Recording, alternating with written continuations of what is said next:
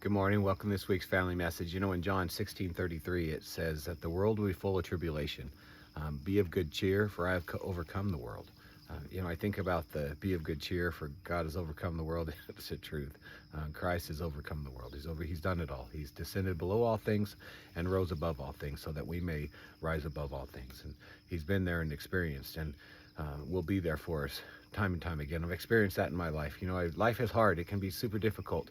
There's challenges and trials, and there's things that happen that seem to take forever. The time element of it is super tough. I think about the prophets in the scriptures. I think about Joseph, who was sold into slavery and who was put in prison and who was beaten, and all the time that it took. He was in prison for years, and this is Joseph. This is God showed him so much favor, but there was a time element. I'm sure he thought, why is this taking so long? Why can't this be over now? And God always has his reasons. And Joseph was the right hand of Egypt and was able to bring his family and save his family. I think about Paul and his journey into Rome, and how he had to get there. It was tough. It was hard. Life can be hard sometimes.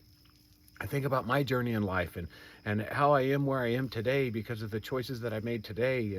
And I think about how hard it was and how hard some of those things were, how humiliating and degrading some of those situations were that I put myself in, how tough it was. I think about my wife and my kids, and I think about our family, and I think about all the things that have happened in our lives and transpired in their lives and how hard their lives were at times.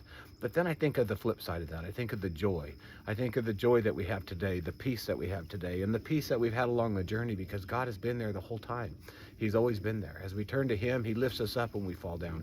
He picks us up, dusts us off, and moves us forward. I think about that, and I think of the grace that He's shown, the mercy that He's shown, that I don't deserve or earn, but He's been there the whole time doing that. The restoration, the abundance, the love, just the kindness in my life. I'm so blessed because of that.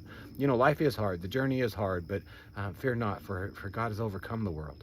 He's overcome the tribulation. He has descended below, and so He could rise above. He has experienced all that we are going to experience, that we have experienced, and that we will experience. And He's experienced all of that, and He will be there for us and for you, and lift you and build you and guide you and bring you where you need to be. And He'll restore you, and He'll strengthen you, and He'll give you all that you need.